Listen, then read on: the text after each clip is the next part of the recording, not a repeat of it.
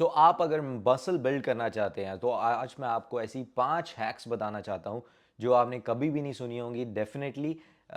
मतलब आपने कई ऐसी चीज़ें 5 मसल बिल्डिंग हैक्स सुनी होंगी जो डिफरेंट होंगी, but this is something that I am telling you for the first time which you have never heard before.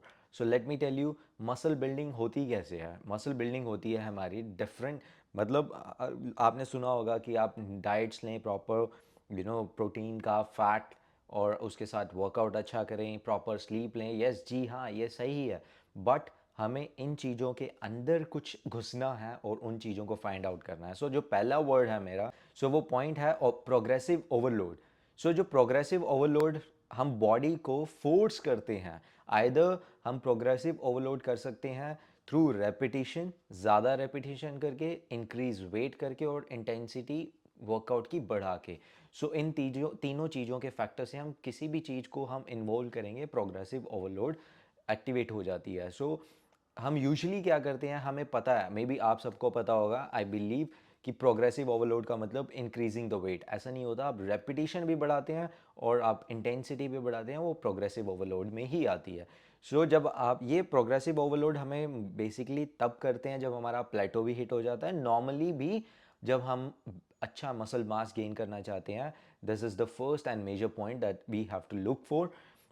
सो आप अपने स्केड्यूल में ये चीज़ को ऐड करें। एंड दूसरा, बैलेंस डाइट। आप सबको पता है कि डाइट एक क्रूशल फैक्टर है जो हमारी मसल बिल्डिंग में या डाइट फैट लॉस में मदद करता है।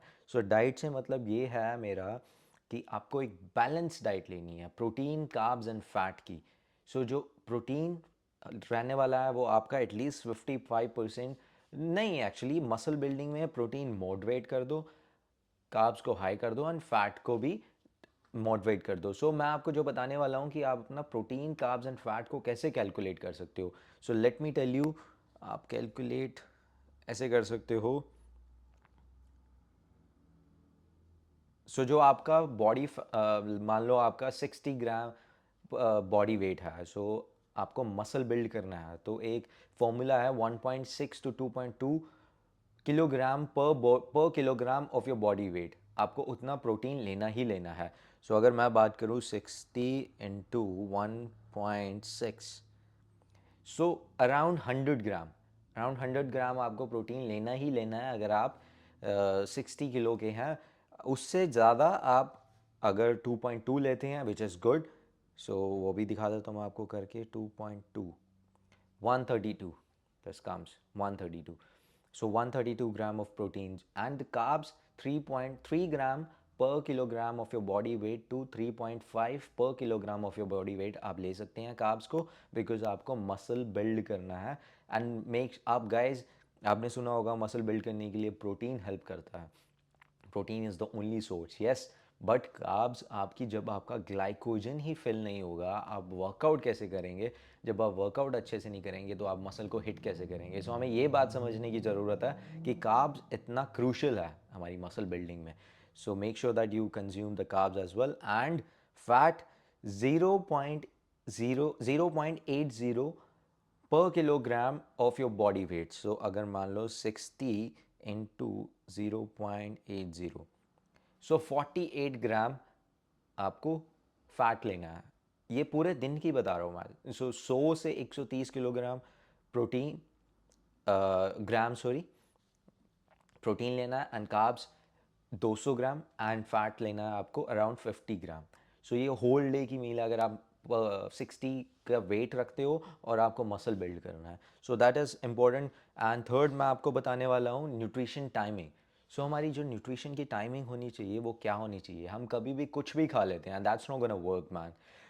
होता क्या है, आपका बेसिकली, आपको मैं ये भी बता देता हूँ कि न्यूट्रिशन की टाइमिंग एटलीस्ट 2.5 से 3 घंटे के ब्रेक के बाद होनी ही होनी चाहिए if you are building muscle. Majorly जो मैंने आपको बताया है कि स्प्लिट बताई है प्रोटीन, कार्ब्स एंड फैट की, उसको आप डिवाइड कर लो, 4 से 5 मील में डिवाइड कर लो, उतना आपका ये कैलकुलेशन आ जाएगी। आप मैक्रो बना के अपनी डाइट को कंज्यूम कर सकते हैं। न्यूट्रिशन टाइमिंग, एक तो ये मैंने आपको बता दिया कि न्यूट्रिशन टाइमिंग क्या होनी चाहिए।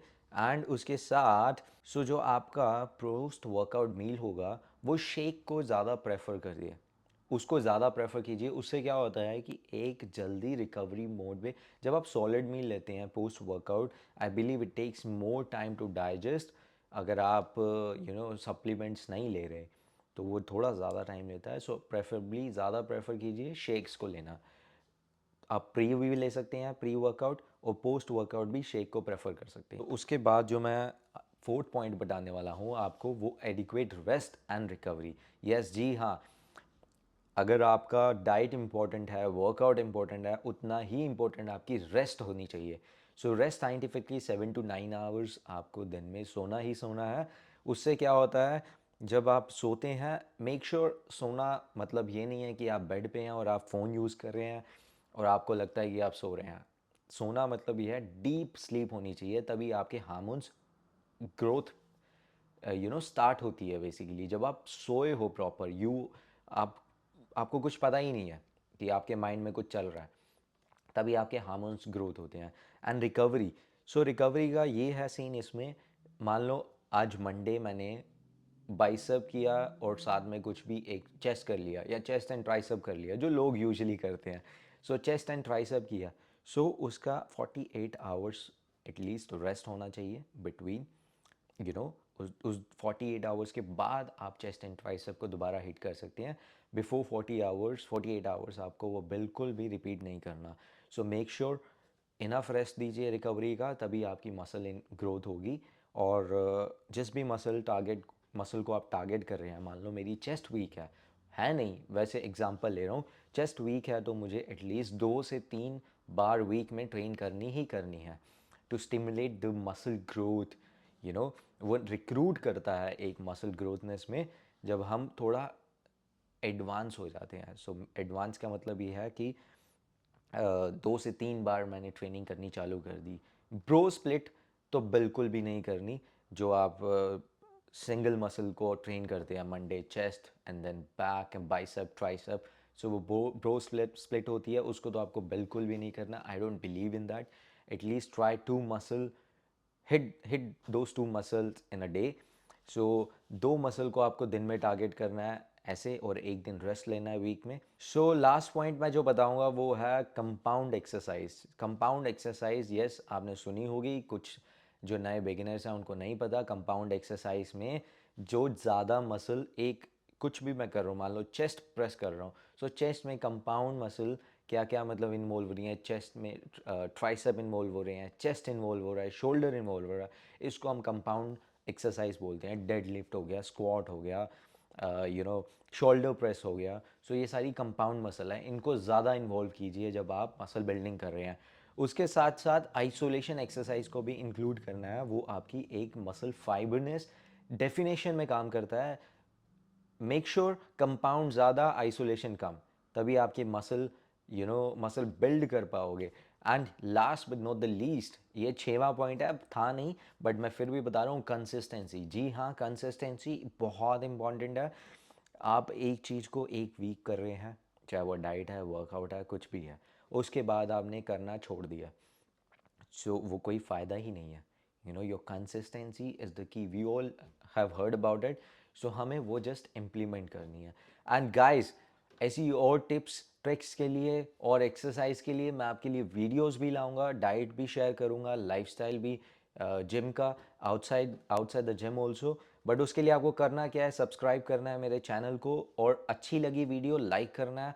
उन दोस्तों के साथ शेयर कीजिए जिनका मसल बिल्ड नहीं हो रहा, यू नो और उनको हेल्प मिले, और उनको बोलिए कि सपोर्ट कीजिए आप भी। Till then, take care, bye, thank you.